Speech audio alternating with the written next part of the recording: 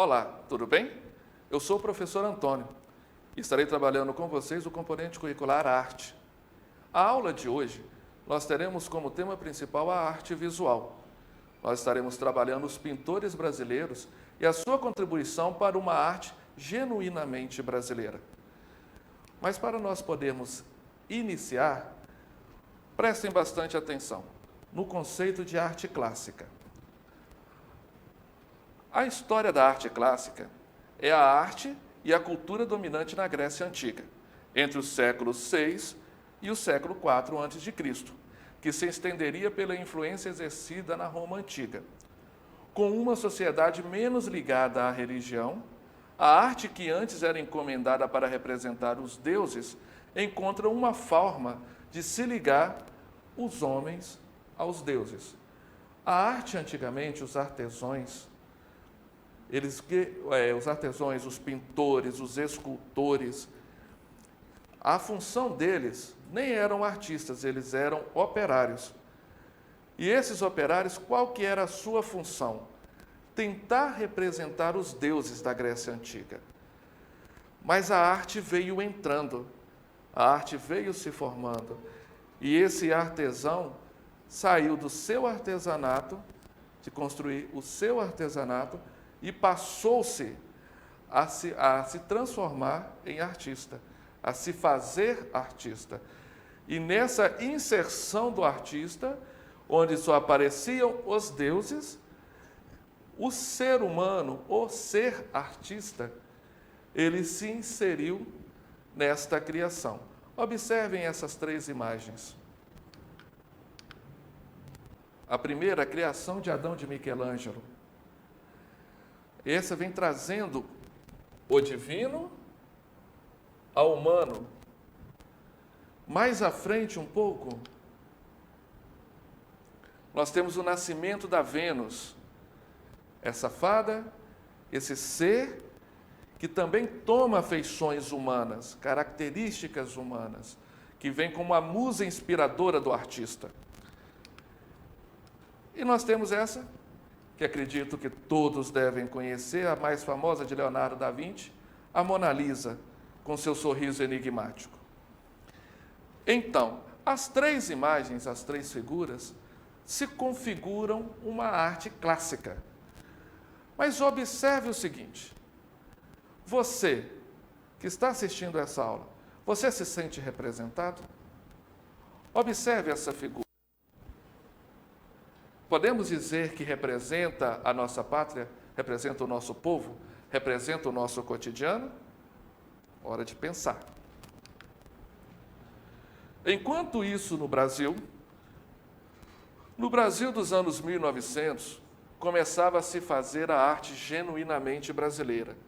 Nas décadas seguintes, os artistas brasileiros, que se carregavam uma grande influência da arte clássica europeia, se uniram para criar e expor uma arte genuinamente do Brasil, com suas cores, as cores do seu povo e que representassem o seu cotidiano. Todos os brasileiros, todos aqueles que morassem no Brasil, no início do século XIX, se quisesse conhecer arte, quisesse fazer arte, tinha como referência a arte clássica, a arte europeia. Não tinha uma arte genuinamente brasileira. Mas isso mudou. Do século XIX para cá, mais precisamente no ano de 1922, com a Bienal de Arte de São Paulo, foi uma semana onde tudo parou, onde a arte se fez ouvir. A semana de 22 que entrou para a história na música, no teatro, na literatura e também nas artes plásticas, principalmente nas pinturas. Nessa Semana de Arte Moderna, também chamada Semana de 22, que ocorreu em São Paulo entre os dias 11 e 18 de fevereiro de 1922, no Teatro Municipal da cidade de São Paulo. A Semana de Arte Moderna representou uma verdadeira renovação na linguagem e na busca de experimentação, da liberdade criadora, da ruptura com o passado e até corporal, pois a arte passou então de vanguarda para o modernismo. O evento marcou a época ao apresentar novas ideias, novos conceitos artísticos, como a poesia através da declamação, que antes a poesia era só escrita, não se declamava, não se expressava a poesia de forma verbal. A música por meio de concertos, que antes só havia cantores sem acompanhamento. Olha só, você imagina só uma pessoa cantando sem um violão, sem um saxofone, sem um baixo. A arte plástica exibida em telas, esculturas e maquetes de arquitetura com desenhos arrojados e modernos. Mas eu gostaria que vocês prestassem atenção, voltassem, relembrassem. Olhem a simbologia dessas imagens. Olhem como são retratados. Olhem a perfeição nos detalhes. Arte clássica. Agora nós iremos falar da arte brasileira. Nós vamos destacar 3 artistas que começaram a sua vida profissional, podemos dizer assim, mas começaram a se introduzir ao mundo da arte. São 3 pintores brasileiros de renome, conhecendo a arte clássica e dessa arte clássica fazendo a arte genuinamente brasileira. Nós então vamos destacar Tarsila do Amaral, Cândido Portinari e Anita Malfatti. Tarsila do Amaral, paulistana que teve a oportunidade de estudar a arte em vários países europeus. Tarsila, durante toda a sua carreira, desde muito jovenzinha, já aprendia a arte. Ela vem de uma família de aristocratas paulistas e ela tinha um certo conforto e ela foi estudar arte por toda a Europa. E desses artistas, ela foi conhecendo vários e vários. Ela teve influência de Picasso, ela teve influência de vários outros artistas. E ela também foi uma das principais figuras do movimento modernista brasileiro. Criou os movimentos nacionais Pau-Brasil e Antropofágico, que marcou seus quadros como paisagens do Brasil, cores vivas e alegres. Prestem bastante atenção. Tarsila do Amaral, dentro da sua reconstrução da arte, enquanto arte brasileira, ela viveu 2 fases, que é a fase Pau-Brasil e a fase Antropofagia. Pau-Brasil representa muito, as suas pinturas representam muito as paisagens brasileiras, representa muito o dia a dia, o cotidiano do povo brasileiro. É claro que com as suas cores intensas, suas formas retilíneas, muito exuberantes. A fase antropofagia, o antropofágico, quer dizer, o que é antropofágico? É o quê? É o canibal. É o homem que come o homem, o ser humano que come um outro ser humano. Mas nesse caso de Tarsila do Amaral, é a cultura que ela é comida, ela é absorvida e transformada. Então, na fase antropofagia, ela pega tudo aquilo que ela coletou, tudo aquilo que ela conheceu, ela engole, deglute e bota para fora na sua forma, na sua exuberância, que só Tarsila do Amaral soube fazer. O primeiro quadro, acredito que todos vocês conhecem, que é o Abaporu, que representa a humanidade. Parem e prestem atenção no tamanho das mãos e no tamanho dos braços.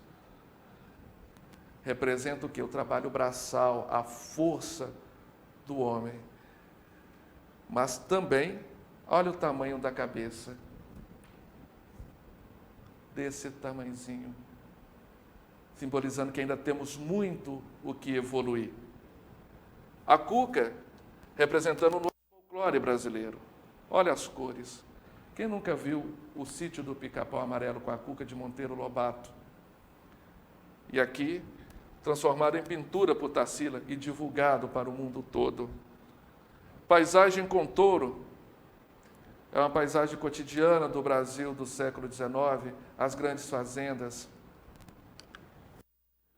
O urutu, com o ovo simbolizando a vida, mas o que eu gosto de destacar em Tarsila do Amaral são suas cores e as suas formas. A boneca, representando as brincadeiras de criança, mas aqui você já começa a pegar um pouco do cubismo. Você vê as formas retas, as formas geométricas. E nós temos também uma imagem do sol poente. Olha o sol. Os cactos também eram muito famosos nas pinturas de Tarsila. Agora nós temos Cândido Portinari, também um outro paulista. Filho de imigrantes italianos, Cândido Portinari nasceu em Brodowski, interior de São Paulo.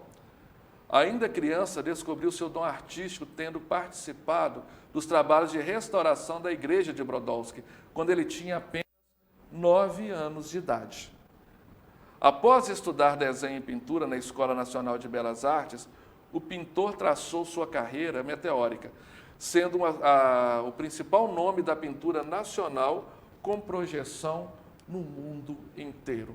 Até hoje, nos portais na entrada da ONU, nos Estados Unidos, em Nova York, tem um mural enorme pintado por Cândido Portinari. Quem tem a oportunidade de conhecer a capital de Minas Gerais, a Igrejinha da Pampulha, no fundo da igreja tem o mural pintado por Portinari. Portinari levou a arte brasileira para um outro patamar também. Ele levou o nome do Brasil além das nossas fronteiras. Ele fez da sua arte a sua vida. Representando a seca do Nordeste, ele pintou o quadro A Família de Retirantes, simbolizando o sofrimento do povo nordestino. Nós temos também o mestiço, o lavrador de café, que representa também muito da infância de Portinari na sua fazenda de café em Brodowski. Nós temos o quadro O Futebol, Meninos no Balanço e Meninos Brincando, também lembrando a infância de Portinari em Brodowski. Nós temos a artista Anita Malfatti, a pintora Anita Malfatti, que é paulistana, herdou da mãe o dom para as artes plásticas. Foi quando adolescente que a Anita se dedicou às suas primeiras telas. Tendo estudado depois de anos no exterior para encontrar seu estilo, foi o principal alvo das críticas à pintura modernista no Brasil e, por consequência, uma das mais importantes. Se você parar para observar, cada artista apresentado aqui hoje tem o seu estilo próprio. Já a Anita Malfatti, ela já puxou, ela já levou, se pode se definir, que eu acho que o artista não se define de uma obra só, mas para o estilo do cubismo, bem lembrando um pouco as obras de Pablo Picasso. A artista tinha uma atrofia na mão direita, mas isso não a impediu, porque ela aprendeu a fazer seus trabalhos com a mão esquerda e trabalhou até a sua morte. Entre os seus principais trabalhos estão O Homem Amarelo, O Farol e A Mulher de Cabelos Verdes. Observem que curioso essas pinturas. Esse é o Homem Amarelo, essa é a pintura do Farol, a estudante russa. Veja os traços, observe os desenhos, observem a dinâmica. A Boba, o Homem de Sete Cores e a Mulher de Cabelos Verdes. Se você parar para observar, cada artista tem a sua linha, tem a sua forma única. E dessa forma, cada artista representou e representa a nossa cultura brasileira. Dentre vários, destacamos os três. Anita, a Tarsila do Amaral, mulheres fortes e guerreiras, e Cândido Portinari, um excelente pintor, um excelente diplomata que levou a arte brasileira para o mundo todo. E bem, chegamos ao final da nossa aula e agora é com você. Para acessar a nossa plataforma Smart GV, basta você apontar a câmera do seu celular aqui, para o QR Code que aparece aqui no canto da tela. Tá certo? Fique bem, se cuide e até a próxima aula.